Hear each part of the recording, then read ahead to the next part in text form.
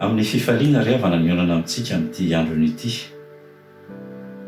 Te hifampahery aminao amin'ny alalan'ny tenin'Andriamanitra amin'izao vanim-potoana lalovan'ny fiainan'izao tontolo izao sy ny fiainan'ny fiangonana maneran'izao tontolo izao. Mialohan'izany anefa andao hiara hivavaka isika.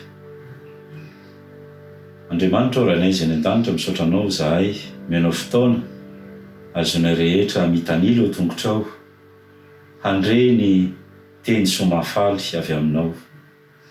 Ny fanahy masina no afaka manazava izany mba hatsapahanay ny fanatrehanao sy ianao miteny aminay.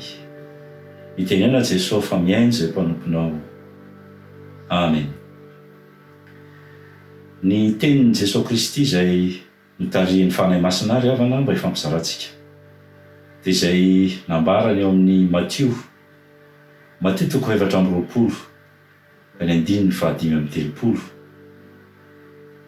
Ny lanitra sy ny tany ho levina, fa ny teniko tsy mba ho levina. Tafiditra ao anatin'ny fampianarana izay nataon'i Jesosy mahakasika ny amin'ny Iseo amin'ny andro farany izany. Nararotiny ny fampitana izany afatra izany satria naminany amin'ny Jerosalema sy ny hafaran'i Jerosalema izy, ka dia nampitay niaraka tamin'izay koa, tsy ho an'ny mponina atao Jerosalema ihany na ho an'ny mpianatry ny tompo ihany, fa ho an'izao tontolo izao mihitsy sy ho an'ny fiangonana ho avy rehetra. Ny lanitra sy ny tany tokoa ho levina, fa ny tenin'Andriamanitra sy ny tenin'i Jesosy tsy ho levina na oviana na oviana. Rehefa namalala ny sedra zavatra maro, ny sedra toe-javatra maro, ny fiainan'ny fiangonana sy ny fiainan'ny kristianina, mazava ho azy fa ny sedra zavatra maro koa ity tenin'Andriamanitra ity, ka mbola hananany toerany mandraka ankehitriny na dia efa narivo-taonany maro azy. Raha nandalo zavatsarotra ny fiangonana tany am-boalohany dia nifikitra tamin'ny tenin'i Jesosy izy. Raha nandalo lalatsarotra ny fiangonana maneran-tany tany amin'ny fireneny samihafa tsirairay avy tany, dia ity tenin'Andriamanitra ity hatrany no ny fikirany.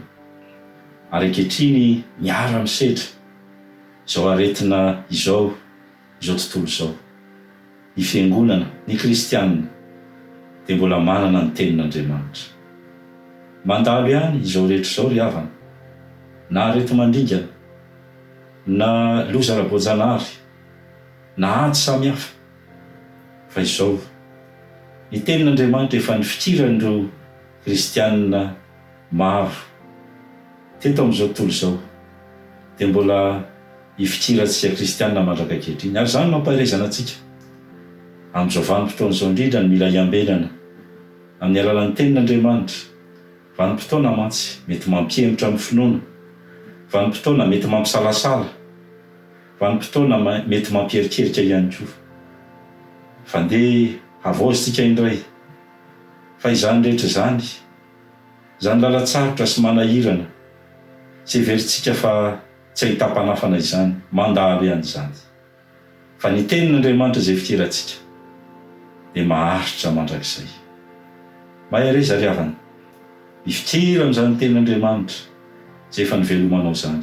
Manana izany tsika eto anivon'ny fiangonana FP Malareunion amin'ny alalan'ny fiarahantsika mamaky ny Baiboly isan'andro isaky ny amin'ny 7 alina. Zava-dehibe izany ry havana. Fa zava-dehibe ao anatin'izany koa tsaroa fa ny tenin'Andriamanitra dia Andriamanitra miteny amintsika, fa isika kosa miresaka aminy amin'ny alalan'ny vavaka. Noho izany dia hararoty ny fotoana tahaka an'izao, ao anatin'izao confinement izao isika, ny azoantsika manatona an'Andriamanitra bebe koa. Tsy ianao ihany anefa, fa ny ankohonanao ao tokantranao. Mahay reza ry havana, miara hivavaka isika. Andriamanitra ao rainay, misaotra anao ny amin'ny teny faripahaizanao menao anay, fa tsy lany daty ny teninao, fa mbola afaka mampahery izay rehetra mifikitra aminao. Izay zavatra mitranga eto ambonin'ny tany tokoa dia mandalo avokoa, fa ny teninao Andriamanitra maharitra mitoetra ao am-ponay, mampatanjaka ny finoanay mandrakariva. Mampahere zay rehetra nandre izao teny izao na iza nesa toerana misy azy. Amin'ny anaran'i Jesosy Kristy tomponay nanaovanay izany bavaka izany. Amen. Dia manao veloma mahafinaritra anao amin'ny anaran'ny Tompo. Ho an'Andriamanitra ireny voninahitra. Amen.